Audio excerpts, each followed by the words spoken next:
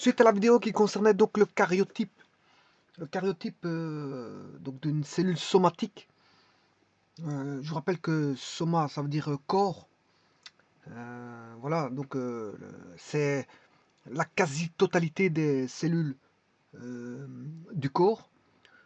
Ce sont bien sûr les cellules non sexuelles. Et donc le karyotype des cellules somatiques ont été établis dans une vidéo précédente. Et que maintenant, je vais établir par rapport aux cellules somatiques la vision du karyotype des cellules sexuelles, je m'excuse, qui sont les cellules, comment est-ce qu'on appelle ça, les cellules germinales, voilà, ça, je retrouvais plus le nom, les cellules germinales. Donc, aux cellules somatiques s'opposent les cellules germinales, les cellules somatiques sont les cellules non sexuelles, alors que les cellules germinales sont les cellules sexuelles. Alors, tout ça a été vu dans une vidéo précédente, mais que je vais revoir un petit peu pour voir le karyotype des cellules germinales. Comment ça se passe? Alors, ici, tout d'abord, la considération, la voici. La première chose, il faut partir du noyau, enfin de la cellule, et que la cellule, bon, il y a un cytoplasme contenant des organites. Alors bien sûr, ici, c'est une cellule avec noyau, c'est-à-dire que c'est une cellule eucaryote, parce qu'il existe aussi la cellule prokaryote. Alors la première cellule, voilà, la première cellule a été créée dans le précambrien, et que dans le précambrien, on retrouve aussi la bactérie, la cellule prokaryote et la cellule eucaryote par la suite. Ça s'est fait sur des millions d'années. Voilà, sur des millions d'années pour créer juste des petites choses. Et donc, avec de l'ADN, etc., il a fallu des millions d'années. Alors, je vous rappelle que le précambrien dure presque 4 milliards d'années. Hein. Voilà. Ensuite, il y a toutes les espèces qui sont arrivées avec des écosystèmes spécifiques voilà, sur la Terre. Et donc, toute une panoplie d'espèces, de genres, de familles, que ce soit animaux, végétaux, voire mousses, voire champignons, et bon, toute la panoplie qui a donné, je veux dire, ce qu'on appelle le vivant. Alors, donc, ici, la cellule que vous voyez sur la gauche, avec le cytoplasme qui est à droite, hein, enfin, à l'intérieur, donc il y a là, ça c'est la cellule, bon, qui est une cellule animale ou végétale, parce que c'est une cellule eucaryote qui contient un noyau. Et donc, dans cette cellule contient bon, ce qu'on appelle des organites. Alors, on a des organites tels que le corps de Golgi, voire euh, le réticulum endoplasmique. Il y a le réticulum endoplasmique lisse et le granuleux. Voilà. Et puis, il y a pas mal d'éléments, notamment, il y a comment est-ce qu'on appelle ça, enfin, il y a pas mal d'éléments. Le but, c'est pas de répertorier les éléments. Je le ferai, là, il y a la mitochondrie, c'est ça que je cherchais le mot, et d'autres éléments. Voilà. Bon, si on a les, comment on appelle ça, de la cellule végétale, on a en plus du chloroplaste, chlorophylle, voire des vacuoles. Voilà. Et donc, là, on n'appelle plus, voilà, la frontière ne s'appelle plus à ce moment-là, si on a une cellule végétale, on ne s'appelle plus, euh, euh, comment est-ce qu'on appelle ça, la membrane plasmique. Voilà, elle s'appelle plus la membrane plasmique, c'est une membrane plutôt cellulosique pour ce qui est des végétaux. Bon voilà, donc ici on a de l'ADN avec du matériel génétique à l'intérieur, dont la structure a été trouvée par Watson et Crick, mais dont les acides puriques et pyrimidiques qui sont ATCG ont été trouvés par une autre personne parce qu'elle a fait voilà, des analyses d'ADN, elle a su répertorier pour euh, voilà, pour différentes espèces voilà, la quantité de A, de T, C et G. Donc c'était déjà connu un petit peu avant Watson et Crick a trouvé la structure de l'ADN, c'est-à-dire voilà, sa forme et comment elle était construite. Alors on a ici une cellule eucaryote, j'ai mis des barres bleues pour dire qu'elle communique avec le cytoplasme au travers bien sûr de pores, il y a des pores, c'est-à-dire des petits trous qui sont percés dans la sphère qui est, voilà, dans les trous c'est la membrane périnucléaire pour laquelle elle est percée de trous pour lesquels elle peut échanger avec le cytoplasme. Voilà, il y a des trous dans cette sphère qu'est le noyau. Voilà. Et dans le noyau, il y a bien sûr euh, le nucléole et, comment on appelle ça, bon, j'ai des pertes un petit peu de mémoire, mais enfin bref, je vais finir par retrouver tout ça. Je me rappelle plus du mot. Voilà, de la chromatine, c'est ça que je cherchais. La chromatine. Donc, dans le noyau, il y a de la chromatine.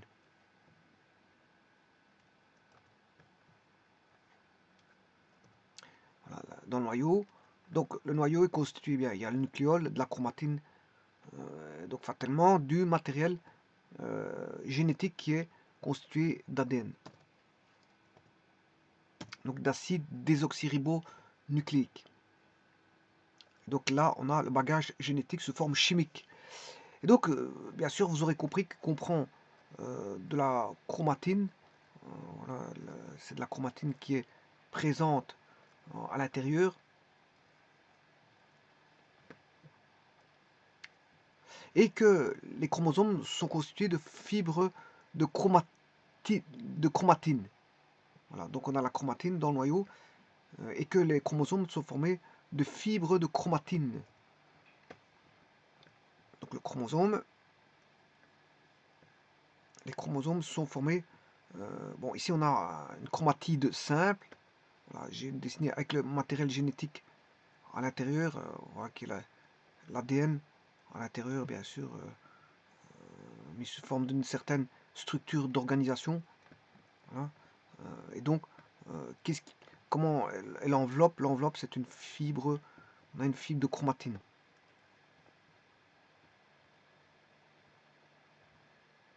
Voilà. Et ça s'appelle une chromatide. Ben, elle est simple. On en a une simple ici. Je pourrais en mettre une double, mais si j'en mets une double, ça c'est une chromatide. Je vais montrer après comment ça se passe avec une double. Et donc là, on a le matériel génétique. Alors, pas confondre chromatine de chromatide. Voilà, pas comment confondre chromatine de chromatide. Alors, comment fait-on pour créer pour que les cellules se créent? Les cellules se créent par division. Donc, d'une cellule, on en a deux. Et bon, c'est par exemple, si quelqu'un se blesse, bon, on a un renouvellement cellulaire avec de nouvelles cellules qui vont bien sûr se démultiplier et qui vont se dé... ouais, bon, ici, il y a un petit problème, je m'excuse. Qui vont se démultiplier par division cellulaire. Alors, cette division cellulaire s'appelle la mitose. Petit instant, je vais réduire ceci. Voilà. Donc, on a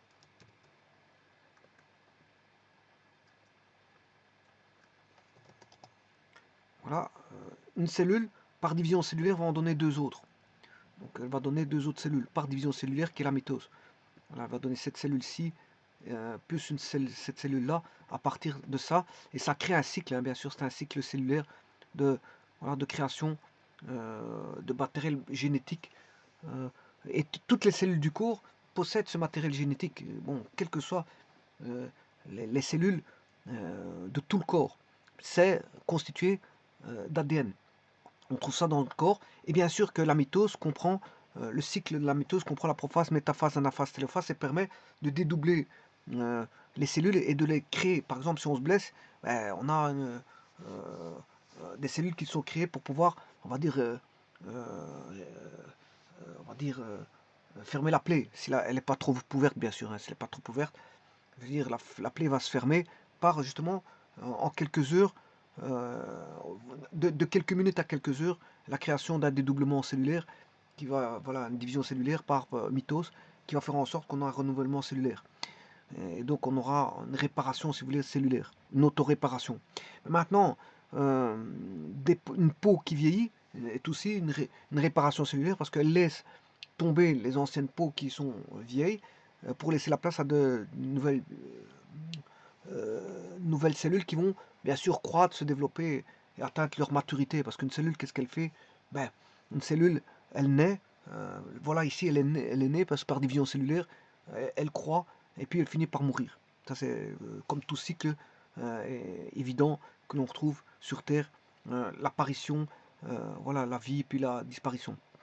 Bon, avant la mitose, on a l'interface, c'est une phase dire, de préparation de la mitose, et cette phase-là, on la retrouve aussi dans la préparation de la méiose. Donc là, on a bien la mitose qui se décompose en prophase, métaphase, anaphase et télophase. Donc on n'a qu'une seule division. Voilà, donc on a le noyau. Alors on a un échange avec l'extérieur par rapport à la membrane plasmique, si c'est une cellule eucaryote animale, on a des échanges par exocytose, ça sort, endocytose, ça rentre. Voilà, ça rentre ou ça sort à l'intérieur du cytoplasme où on retrouve les organiques. Donc il y a des échanges, différents échanges que je verrai à un moment donné. Vous allez voir les échanges qu'on peut avoir là-dedans. Et donc aussi bien on a des échanges, des éléments qui rentrent dans le noyau, comme certains qui vont sortir par des spores, par des pores, je m'excuse, des pores. Et alors là-bas, c'est une membrane un peu spéciale, hein. Voilà, c'est un phospholipide qui est ici, avec des protéines. Voilà, phospholipides, des protéines en surface et des glycoprotéines et des protéines en surface et des protéines, je veux dire, dans la couche. Et bien sûr, ça c'est, vous allez voir qu'est-ce que c'est un phospholipide qu'il a avec des têtes et des queues. Et c'est la membrane plasmique. Membrane plasmique. Ou la membrane cytoplasmique, hein, on peut le dire. Hein. On sait bien qu'on a le cytoplasme et que ça constitue la frontière qui est la membrane plasmique. Et alors on a aussi une membrane, bien sûr, périnucléaire du noyau. Ici on a une membrane périnucléaire qui est sur une sphère. Enfin, une espèce de sphère. C'est pas une sphère, une belle sphère, mais voilà, c'est pas des sphères. Hein, bon, vous voyez ici les formes que ça a, c'est un petit peu des formes. Bon, quand je dis sphère, c'est pour simplifier, mais c'est pas des sphères. Alors ici, vous voyez qu'il y a euh, deux chromatides. Le chromatide que vous voyez en rouge pour le chromosome, hein, là, il a deux chromatides. On a un chromatide qui est comme ceci, en, en, en rouge. Voilà. Et on a un chromatide qui est en bleu. Donc il y a deux chromatides là. Bon, ils sont liés au travers, voilà, ça c'est le deuxième chromatide bleu, et la partie gauche et la partie droite. Il y a deux chromosomes avec le matériel qui est là-dedans. Bien sûr, vous allez retrouver euh, des gènes à l'intérieur. Hein. Voilà, et alors bien sûr, au milieu, c'est le centriole. Le centriole est ici, et les parties supérieures sont les télomères, mais les télomères sont aussi ici en bas. Et donc, il contient le matériel génétique, bien sûr, constitué de bases ATCG accouplées. Voilà, un A est accouplé à un T. Bon, ça, je vais le voir par après. Voilà. Là, on a maintenant, donc j'ai vu le karyotype des cellules somatiques, voilà, qui était diploïde. Allez voir la vidéo. Et maintenant, je vais voir le karyotype des cellules euh, germinales. Alors là, c'est haploïde, c'est-à-dire qu'il y aura N cellules. Et ici, ce sont des cellules sexuelles. Voilà, cellules sexuelles. Voilà, provenant bien sûr des gamètes. Bien sûr, je vais expliquer dans un petit instant, je m'excuse le temps que j'écrive. Cellules sexuelles. Bon, mais avant toute chose, je vais revoir, je ne sais pas si j'ai vu ici, voilà, la biodiversité, et je vais voir, bien sûr, pour différentes diversités. Alors, bien sûr, je vais voir pour une diversité non pas biotopique, bon, quoique je ne peux pas parler des végétaux, etc., qui, de la, voilà, euh, de, du nombre de chromosomes de certaines plantes, du nombre de chromosomes de certaines mousses, du nombre de chromosomes de certaines, euh, comment est-ce qu'on appelle ça, espèces de champignons, tralala, tralala. Je peux le faire, voilà, mais aussi je vais en voir quelques-unes. Hein. Bon, alors un biotope est dépendant de la température, de l'humidité, et bien sûr de la zone où elle se situe. Si elle se situe près de la mer, voilà, ou pas, dans des plaines, ou plateaux, voilà, le biotope il change. Alors, les espèces, ben, on a des espèces, on a la biodiversité de l'espèce. Euh, donc, on a une multitude certains disent, bon, bon, ils disent infini, une espèce infinie, bien sûr, en espèce, en genre et en famille. Alors, en espèces, on peut retrouver différentes espèces depuis l'épopée du début de la vie. Donc, ça a commencé, je vous ai dit, dans le précambrien.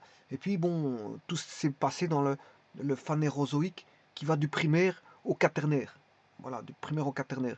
Et là, bon, vous avez toute une panoplie d'espèces, aussi bien des plantes, aussi bien des oiseaux, animaux terriens, animaux aériens, animaux marins, animaux et l'homme. Et l'homme. L'homme, parce que l'homme est apparu voilà, dans le phanérozoïque, voilà, dans le, on va dire pas le primaire, bien sûr pas dans le primaire, parce que là c'est toute une biodiversité marine avec voilà, hum, des plantes qui n'étaient pas en fleurs, et puis après, bon, est apparu le secondaire. Euh, on retrouve par exemple dans le Crétacé, le Crétacé, euh, le Jurassique, euh, dans le Trias, Jurassique et Crétacé, on retrouve tous les animaux préhistoriques. Puis il vient, ça c'est dans le Tertiaire, euh, et puis dans le Quaternaire, on a, enfin le Quaternaire, on retrouve euh, Ternaire et Quaternaire. Ternaire et Quaternaire, on retrouve normalement, oui, il faudrait que je fasse une ligne du temps parce que voilà, je l'entrevois pas comme ça. Donc on a le primaire avec l'ordovicien, le silurien, voilà, ces 5 périodes, hein, silurien, euh, dévonien, bien sûr ici on a le cambrien, et puis on a le dévonien, on a le permien. Et puis on a le secondaire, il y a le Trias, le voilà, oui, ici j'ai oublié le carbonifère. 1, 2, 3, 4. Il y a le carbonifère, voilà. Puis on a le secondaire avec Trias, Jurassique et euh, le Crétacé. Alors je mets K pour distinguer du C qui est là. Ça c'est le carbonifère, ça c'est le Crétacé. Après, on a le tertiaire. Et donc les hommes préhistoriques sont apparus ici. Et donc dans le tertiaire, on a eu l'apparition des premiers hommes. C'est dans le tertiaire. Voilà. Ceci étant dit,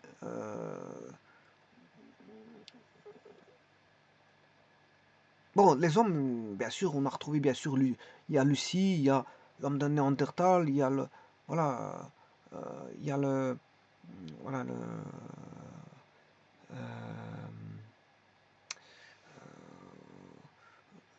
voilà, il y a comment est-ce qu'on appelle ça, différents types d'hommes préhistoriques qui sont apparus, hein. Bon, il y en a pas mal qui sont apparus. C'est ça, bien sûr, vous aurez compris que c'est sur des millions d'années. Voilà, dans le tertiaire. Parce que le tertiaire se mesure aussi, voilà, en millions d'années. Alors,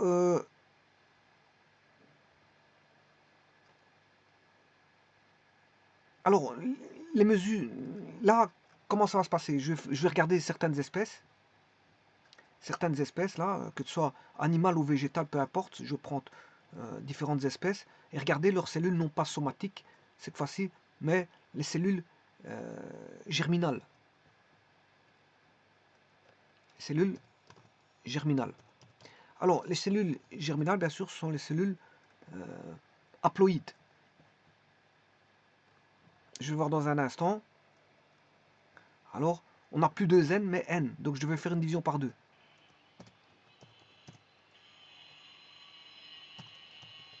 Voilà, cellule haploïde. Et là, on n'a plus 2 n, mais n. Et là, je vais voir le karyotype. Alors, le karyos, ça veut dire type, ça veut dire noyau, je m'excuse. Karyos, ça veut dire noyau. Donc, c'est une image du noyau. Alors, j'ai bien dit une image, hein. Voilà, je vais vous expliquer pourquoi une image. Parce que quand vous regardez le karyotype, ben, il y a une organisation qui est faite avec une numérotation, voire des lettres. Voilà. Et donc, ça, c'est déjà une organisation faite par l'ordinateur ou la main de l'homme, hein. Parce que si vous regardez au microscope électronique à transmission, voire à balayage, ce qu'on voit, ben, c'est des organisations. Vous voyez, bon, ce qu'on voit, c'est un peu n'importe, c'est situé un peu n'importe comment, hein. Il n'y a pas d'organisation.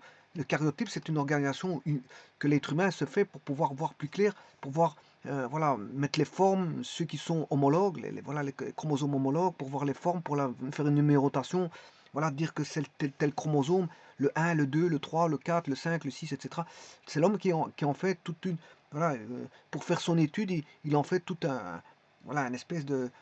il donne une image de ce que représenterait le noyau. Mais dans le noyau, bien sûr, vous aurez compris que ce qui se passe...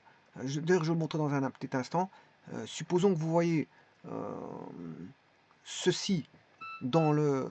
bon, je vais redessiner. Voilà. Alors, ici, on a deux homologues. Je vais les dessiner dans un petit instant, hein, je m'excuse.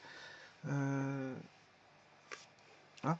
Donc, ici, supposons que je prenne un homologue ici et un homologue là. Puis voilà, il est là. Ensuite, bien sûr, je prenne un homologue avec une certaine couleur, bien sûr. Sinon, voilà, un homologue ici, ben, l'autre, il sera là. Voilà. Donc ça, c'est par exemple ce que verrait... Alors il y en a qui sont beaucoup plus grands que d'autres, il y en a plus gros, plus fins. Voilà, j'en mettrai un ici. Voilà. Et l'autre, il serait ici. L'homologue, il serait ici. Voilà. Bon, bah ça c'est au microscope, hein, microscope électronique que vous voyez ça. Parce que maintenant, le cariotype, ça va donner quelque chose de... Voilà, voilà, on va les rassembler ces deux-ci. On va prendre ces deux homologues. Voilà, on va les mettre l'un à côté de l'autre. Je vais prendre ces deux homologues ici. Je vais les mettre l'un à côté de l'autre. Voilà. Et je vais prendre ces deux-ci. Voilà, qui sont homologues. Voilà. Je les mets un à côté de l'autre. Alors, pour les besoins, j'appelle celui-ci le 1, celui-ci le 2, le 3. Alors, bien sûr, s'il y a il y a les sexuels, je vais les appeler, par exemple, voilà, X. Voilà, je mettrai le X, avec un X ici, il serait là. Donc je vais chercher, et je marque l'un à côté de l'autre, XX, voilà. Bon, ça ce serait une carte faite par l'être humain, c'est moi qui ai fait l'organisation ici, avec une numérotation. Et donc ça c'est ce qu'on appelle l'image, c'est une image de ce qui se passe dans le noyau, c'est le cariotype, parce que ce que le microscope électronique voit, il ne voit pas ceci, mais il voit une image comme ceci. Je m'excuse, je me suis trompé de ce que je voulais dire. Le microscope électronique, il voit ceci. Mais l'être humain, il l'organise comme ça, en tableau. Voilà. Alors maintenant, les tableaux, par exemple, voilà, ici c'est un cariotype, voilà, de cellules sexuelles. Vous voyez qu'il y a le spermatozoïde et l'ovule. Bon. Et donc, c'est ça que je vais voir. Mais avant toute chose, je vais rappeler, ça j'ai vu, je vais rappeler certaines choses. Voilà. Là, j'ai mal dessiné, hein. Bon, je vais quand même le redessiner un petit peu mieux. Voilà. Alors ici, je mets un chromosome. Voilà. Et là, j'ai le chromosome homologue. Voilà. Avec, bien sûr, vous aurez compris, le centromère qui est ici. Les télomères sont là-bas, au niveau du dessus et du bas. Télomères, ils sont en bas. Bon, alors ici, si je prends il y a des zones. Et dans chaque zone, il y a bien sûr une base. Voilà. Ici, par exemple, c'est la couleur des yeux provenant du père. Ça, c'est la couleur des yeux provenant de la mère. C'est Y, c'est couleur des yeux. Et donc ça, c'est ce qu'on appelle des allèles. L'allèle 1 et l'allèle 2. Voilà, donc dans un chromosome, à chaque fois... Par exemple, ici, j'ai pris pour un... J'invente, hein, je dis n'importe quoi, mais enfin, ici, on a deux allèles homologues, deux allèles... voilà. Et là, on a, par exemple, s'il s'agit, par exemple, j'invente, hein, d'une guêpe, c'est la couleur des yeux de la guêpe. Voilà, couleur des yeux de la guêpe. Ils sont dans le même locus, même zone géographique. Voilà, si ici c'est la zone, ça c'est la zone 31, voilà, on va dire ça comme ça. Mais ici c'est la zone 31. Voilà, si ça c'est la zone 4, pour l'être humain, eh ben, l'homologue, l'allèle homologue, c'est zone 4. Donc zone 4 est un locus, c'est une partie géographique, voilà, du gène. Et alors là, on a tous les caractères qui forment les caractères bon, de la couleur. Bon, s'il s'agit par exemple d'une souris, on peut avoir le pelage. Je vais voir dans une zone bien définie, hein, et je vais chercher pour la souris, en fonction bien sûr du code génétique du génome de la souris. Je vais voir dans son locus, je vais regarder par exemple la zone 25, j'invente, hein, zone E25, et là, la zone E25, ben, là, j'aurai les allèles et ça va me dire si c'est récessif ou dominant. Alors, si on a un code génétique comme ceci, AT, TA, CG. Alors, A va avec T avec A, C avec G, et T, bon, avec A, et G avec C. Voilà. Et si vous avez une allèle, sur l'allèle 1, vous avez ce code génétique-là, et l'allèle 2, voilà, de la zone 25 ici, et de la zone 25 ici, s'ils ont même code génétique dans les deux allèles, on dirait qu'ils sont, voilà, homozygotes. Sinon, pas les. Il suffit qu'il y ait un changement d'un seul. Hein. Un seul fait qu'ils seront hétérozygotes. Si je mets G, C, voilà. Ils n'ont plus les mêmes allèles et donc ils sont hétérozygotes là. Voilà. Alors, maintenant, l'ADN, qu'est-ce que c'est? Ben, c'est tout le code génétique. Hein. Dans l'allèle, vous retrouvez. Enfin, je m'excuse, dans le chromosome, vous trouvez le code génétique. Donc comment on fait le code génétique? C'est chimique. C'est-à-dire qu'il faut créer un filament, bien sûr contenant du sucre, avec un lien phosphate pour solidifier voilà, voilà, la chaîne. Ça c'est le lien phosphate en P, ça c'est du sucre. Le sucre c'est du désoxyribose. C'est pour ça qu'on dit ADN, c'est de l'acide désoxyribonucléique. Oui, si je me suis trompé, c'est ADN, acide désoxyribonucléique. Alors, bien sûr, c'est un sucre désoxygéné. Hein. Bon, ici, on a voilà, comment est-ce qu'on appelle ça? Le sucre, désoxyribose, avec voilà, un phosphate. Et donc, on a toute une chaîne comme ceci, bien sûr, qui est dédoublée parce que la chaîne ici, on a, là, on a le sucre, phosphate, sucre, phosphate, sucre, phosphate. Puis à côté de ça, on va mettre bon, des acides puriques et pyrimidiques, enfin des bases puriques, je m'excuse, des bases puriques et pyrimidiques, des pyrimidines, comment ils appellent ça. Voilà. Et alors là, si vous mettez, s'il y a un T ici, ben, je suis obligé de mettre un A là. Voilà. S'il y a un A ici, je suis obligé de mettre un T parce que T va avec A avec T. Et si je mets un G, C, J ici, je mettrai un G ici, et ainsi de suite. Et donc là, on a tout un code génétique. Par exemple, on aura une allèle qui va correspondre à la couleur des yeux, par exemple. Voilà, c'est un petit peu ça. Et donc, il y a plusieurs caractères. Et donc, il renferme le code génétique, bien sûr, provenant des parents, père et mère. D'ailleurs, ici, il y en a un qui vient du père et un voilà. Voilà, je m'excuse, ici, c'est l'ADN génétique. Voilà, et ça donne ce que je vous ai montré tout à l'heure. Ça vous donne voilà, l'ADN du chromosome qui est en bleu. Voilà, qui vient, bien sûr, du père, voilà, et du chromosome, qui vient par exemple, c'est un exemple hein, de la mère, ça pourrait être le contraire, on s'en fout de ça, père-mère. Mais en tout cas, deux chromosomes, deux bagages génétiques. Voilà, deux bagages génétiques dans tout ça. Voilà, donc ce que je vous ai dit, là le chromosome il est dans le noyau. Voilà, ici qu'est-ce qui se passe? Ben, je vais voir le karyotype voilà, d'une cellule, enfin des cellules germinales. Et les cellules germinales, bon, je vous rappelle que XX c'est la femme, voilà, et XY c'est l'homme. Quand vous voyez XX c'est l'homme, c'est la femme, et XY c'est l'homme. Alors, ici comment ça va se passer? Ici on va faire, bon, les testicules vont produire bon, les spermatozoïdes, et qui eux vont être créés lors de la voilà, ça va le processus c'est la méiose. Le processus pour créer les spermatozoïdes c'est la méiose. Voilà, c'est plus la mitose mais la méiose parce que ce sont voilà, des gamètes, c'est des gamètes, voilà, c'est des cellules sexuelles. Et donc là ça va se passer. Alors l'organe c'est les testicules pour l'homme et pour la femme bon les organes c'est l'ovaire qui va créer des ovules et les ovules voilà là on a les ovules créés bien sûr toujours à la méiose. Donc, vous voyez, la méiose, le processus, c'est la méiose. Alors, la méiose, qu'est-ce que c'est? Ben, c'est un processus de division non pas par deux, mais par quatre. Donc, on aura tout d'abord ce qu'on appelle la préparation de la méiose. Comme on avait la préparation de la mitose, on a la préparation de la méiose. On a ce qu'on appelle l'interphase. Et puis, commence la méiose. Alors, la méiose se fait en deux étapes. Qui est la prophase, métaphase, euh, an- anaphase, télophase, mais le 1. Voilà, là, en faisant ça, on a une première division. Voilà. Ensuite, on a, ça c'est la méiose 1.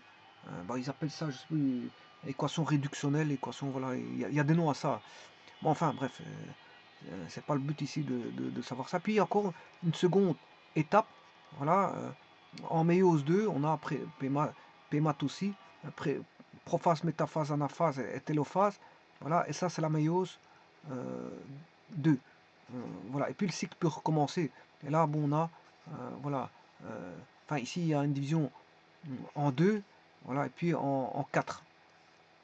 En 4. Voilà, on est parti d'une cellule comme ceci.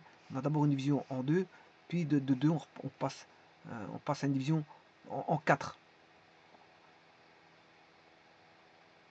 Donc on a une division en 2, puis une division en 4.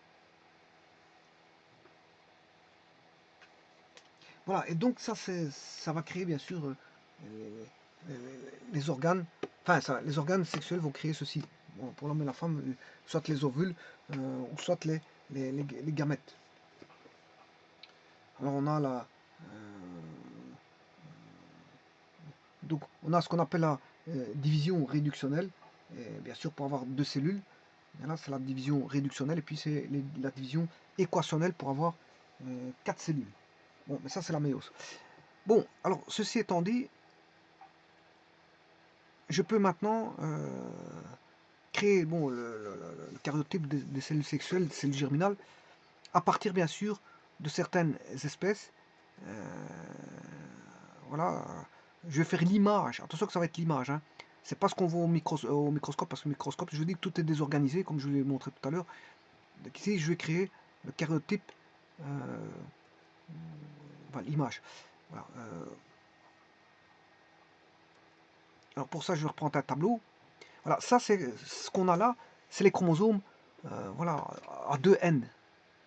C'est le karyotype de l'être humain, parce que vous voyez qu'il y a 22 paires de chromosomes. Hein. Vous voyez que chaque fois, si je prends le numéro 1, vous voyez qu'il y a deux chromosomes, hein, avec deux chromatides à chaque fois. Parce qu'il y a un chromatide, ce qui est en rouge, c'est le chromatide. Donc je peux faire. Bien sûr, organisé par paire homologue, c'est un karyotype, hein, c'est pas ce qu'on voit au microscope, ça. Hein. C'est pas ce qu'on voit au microscope. Ça, c'est juste une réorganisation de paires homologues avec leur taille et une numérotation. Voilà. Donc ici, j'ai voilà, sur le 4, voilà, le 4, j'ai par exemple ceci. Voilà, voici le 4. Je les réorganise par double, par doublon, par paire homologue. Voilà. Alors le 4, par exemple, serait... voilà, alors, ce qui va donner, par exemple, des maladies, ici, pour l'être humain, ici, vous voyez qu'il y a 22 paires de chromosomes, ça fait 44, plus la paire XX qui est, ici, XX, c'est la femme. Donc, voilà, c'est une cellule humaine de femme. Une cellule humaine de. Alors, si j'avais voulu mettre une cellule humaine d'homme, j'aurais mis XY. Alors, la trisomie 18 va concerner le gène 18, qui est, un petit instant, je vais le mettre ici, c'est le gène 18. Il existe la trisomie 18, qui concerne, voilà, cette paire.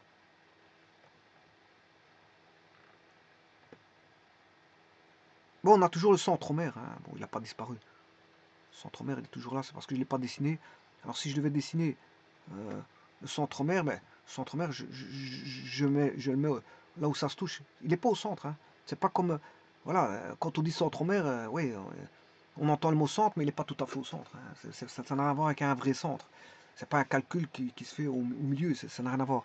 C'est comme quand on parle de noyau cellulaire que je mets un cercle, c'est pas un cercle, c'est ni une sphère ni un cercle, ça ressemble à un globule, voilà, qui est un petit peu difforme. Voilà, et la cellule c'est pareil, c'est pas une sphère, hein, c'est quelque chose de globuleux, de difforme. Voilà, de difforme. Alors maintenant, donc ça c'est une cellule, voilà, somatique. Là, elle est somatique, c'est-à-dire que ça, c'est une cellule somatique ici. Et maintenant, je crée une cellule germinale à partir de ça. Alors, je rappelle que la cellule somatique, ben, ce sont les cellules, bon, la quasi-totalité des cellules du corps, ce sont les cellules non sexuelles. Alors que maintenant, je vais faire une cellule germinale. Ça, c'est le karyotype d'une cellule. Voilà. Comment est-ce qu'on appelle ça d'un être humain qui est une femme. Alors, la diploïdie, c'est une cellule ou un organisme qui possède deux exemplaires de chaque type de chromosome, hein. Alors, donc, ils peuvent être associés par paire d'homologues. Le nombre de chromosomes est noté, bien sûr, 2n. Donc là, on a bien une diploïdie. Alors, maintenant, comme je m'intéressais donc aux cellules germinales, ben, ce qu'on appelle gamètes, ce sont les cellules germinales destinées à la reproduction sexuée. Voilà, voilà, c'est ce que je vais voir dans un petit instant. Et alors, haploïde, ben, c'est une cellule ou ou un organisme qui ne contient qu'un seul exemplaire de chaque type de chromosome. Voilà. Alors, encore une fois, bien sûr, son nombre de chromosomes, c'est n. Alors, encore une fois, ce que je vais dire, je rappelle qu'ici, je vais faire le karyotype. Je ne vais pas faire ce qu'on voit au microscope, hein. Donc, ça va être organisé un petit peu comme ça. Alors, c'est assez simple. C'est assez simple. Regardez bien. Là, le karyotype du spermatozoïde, voilà, il y a deux cas. On peut avoir deux types de spermatozoïdes. Vous voyez, à droite et à gauche. Bon, là, vous voyez que des cellules simples. Enfin, des chromosomes simples. Ils ne sont pas doubles. Ils ne sont pas doubles. Voilà. Et donc, la différence entre les deux spermatozoïdes qui sont mis en carré rouge, c'est qu'il y en a un qui est X et l'autre il est Y. Voilà, il y a un X et un Y. Par contre, pour l'ovule, c'est d'office X. C'est d'office X. Alors, je vais le faire dans un petit instant. Alors, je vais faire différentes espèces biologiques. Donc, je vous ai dit qu'ici, ça c'est la cellule. Karyotype germinal qui est haploïde, je vais le voir dans un petit instant. Bon, on peut retrouver ça à la méiose, voilà, spermatozoïde et ovule. Voilà, je vous l'ai dit, hein. Voilà, c'est fabriqué lors de la méiose, voilà, qui est un cycle cellulaire de division. Alors, et là, je vais faire les cellules germinales qui sont les cellules sexuelles. Voilà, et donc là, ça n'a pas changé. On a toujours la chromatine, les fibres de chromatine qui constituent le chromosome. Et là, ça n'a pas changé non plus parce que là, le locus, c'est une zone voilà, du chromosome où on a un trait de caractère. Voilà, et on a son allèle correspondante de l'autre côté qui provient soit du père ou de la mère, suivant que le premier, si le premier provient du père, l'autre provient de la mère. Voilà, et donc ça, c'est le code génétique, voilà, simplifié pour expliquer bon, que ce sont des bases puriques et pyrimidiques, avec bien sûr des ponts d'hydrogène qui relient AT, TA, CG, GC. Voilà, il y a des ponts d'hydrogène. On a des ponts pour avoir une certaine voilà, liaison ici. Et donc tout tient, et bien sûr, tout est mis en hélice. Tout est torsadé. Voilà, et donc ça, je vais faire une découpe pour avoir... je vais faire une découpe, puisque on est non plus en diploïde, mais en haploïde. Maintenant, je vais faire la germinale. La germinale, par rapport à ça, hein, je vais faire la germinale. Et pour bien sûr l'être humain, et puis je ferai pour différentes espèces. Alors, je vais découper, hein, il suffit juste de faire une découpe. Bon, à pas avoir... Bon, ici je me suis trompé. Petit instant, tant que je fasse les choses. Voilà. Donc j'enlève ça. Hein, voilà. Je vais enlever ça. Là, je suis en train de construire le karyotype, voilà, de cellules germinales.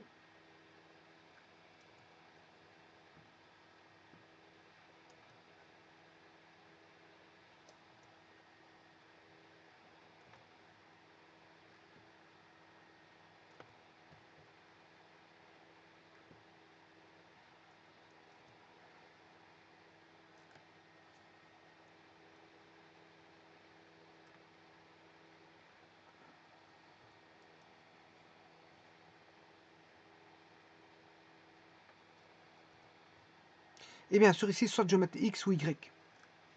Alors, ça peut être un spermatozoïde ou un ovule, bon, parce que j'ai mis X, hein. X, ça peut être le spermatozoïde ou l'ovule. Maintenant, Y, c'est d'office, c'est un spermatozoïde, hein, parce que le spermatozoïde, comme je vous l'ai dit, il peut être soit X, soit Y. Voilà, soit X, soit Y. C'est pour ça que j'ai mis deux carrés en rouge à gauche. Il y en a un qui est X, l'autre qui est Y. L'ovule, c'est d'office à droite, c'est d'office Y. Karyotype, voilà, c'est d'office Y. Et là, donc, on voit, bon, bien sûr, c'est un karyotype. C'est pas ce qu'on voit au microscope, bien sûr, c'est parce que tout est organisé, numéroté. On a organisé ça, hein, c'est une organisation. Et si vous voyez un Y, d'où c'est un spermatozoïde, voilà. euh, parce que le Y ne peut être qu'un spermatozoïde. X, ça peut être soit un ovule, soit un spermatozoïde, ça on ne sait pas dire encore fou. Voilà, mais là, ça vient d'un spermatozoïde parce que c'est Y. Bon, et bien, cherchant cela, je vais voir maintenant pour les différentes diversités, on va dire, dans les biodiversités, on a la biodiversité des écosystèmes, la biodiversité des biotopes, hein, biotopes et écosystèmes. On a la biodiversité, biotope qui contient la biocénose, bien sûr. Euh, voilà, c'est un biotope particulier qu'on appelle un écosystème. Voilà. Euh,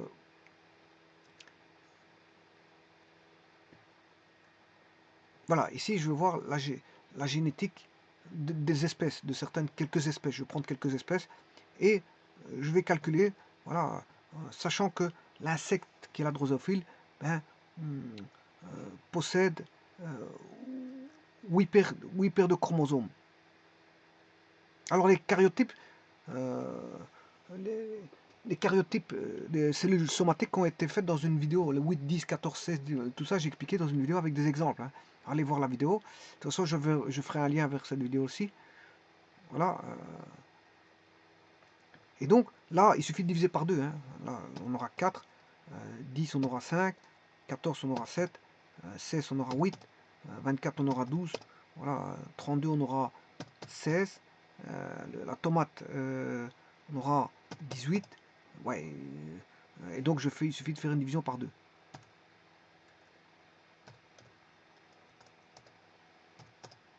Voilà. Et donc l'être humain, ben, il a 46 paires de chromosomes, bien sûr, pour les cellules somatiques. Mais pour les cellules germinales, ben, quand on dit 46, 46,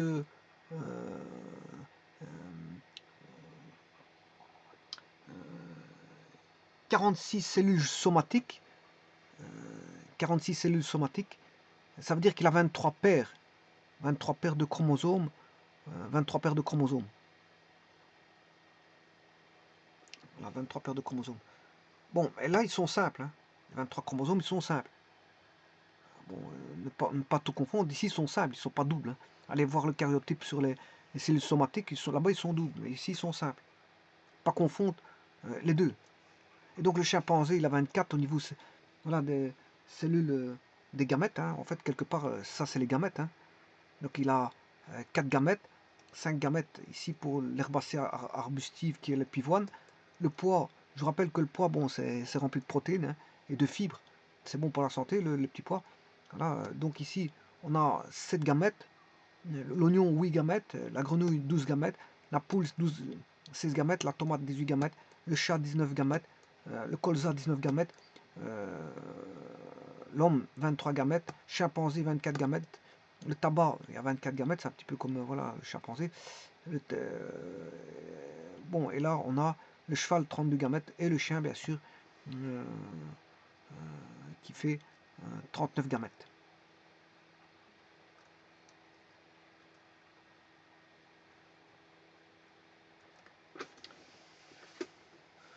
Voilà, donc les cellules somatiques, vous les voyez, le nombre, 8 pour la drosophile, 8 cellules somatiques. Pour l'homme, c'est 46 cellules somatiques. Le colza c'est 38 cellules somatiques. La tomate, c'est 36 cellules somatiques. La poule, 32 cellules somatiques. Mais l'oignon, c'est par exemple 6 cellules somatiques et 8 cellules euh, germinales, et donc 8 gamètes.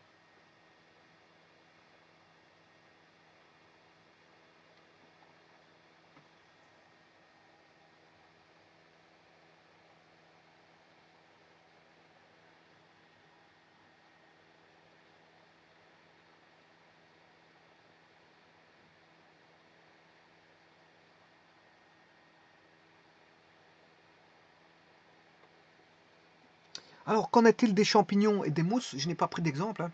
Maintenant, il faut voir. Bon, c'est pas toujours. Alors, on peut avoir ploïdie, une polyploïdie. Par exemple, si je prends, je sais plus que c'était la grenouille, euh, ben, il peut avoir plus que, elle peut être plus que diploïde. Hein. Donc, ça peut donner, si vous rassemblez des grenouilles diploïdes avec des grenouilles polyploïdes, ça vous donne une nouvelle espèce de grenouille. Hein. C'est voilà, une nouvelle espèce de grenouille. C'est-à-dire une nouvelle variété génétique de grenouilles. Parce que ici, quand j'étudie les espèces, ici, c'est par espèce, je suis d'accord, mais maintenant, si je regarde parallèle, biodiversité parallèle, c'est-à-dire génétique, là, les grenouilles, on a différents types de grenouilles, comme on a différents types d'escargots, comme on a différents types de chiens, etc. Bon, ben, la grenouille peut avoir différents types voilà, voilà, de cellules somatiques. Et donc un croisement avec une grenouille diploïde et polyploïde donne une nouvelle variété de grenouilles. Voilà. Ça enrichit la biodiversité. Bien sûr, des grenouilles. Bon, et comme je vous ai dit, je n'ai pas pris des champignons et des mousses. Maintenant encore faut-il voir si ça fait ça pour les mousses et les... Et je ne crois pas que ça fasse ça. Voilà, je ne crois pas que ça fasse ça. Voilà, donc pour les mousses et les champignons, ben, on n'a pas le 2N. Ici, le 2N, il est pair. Alors pour des espèces de mousses et de champignons, faut contrôler ça. Je n'ai pas dit que c'était toujours une loi universelle. Bon, voilà, le 2N ici, que voudrait-il pour le N et 2N pour une mousse, voire pour un champignon, il faudrait voir ce que ça donnerait. Je vous remercie.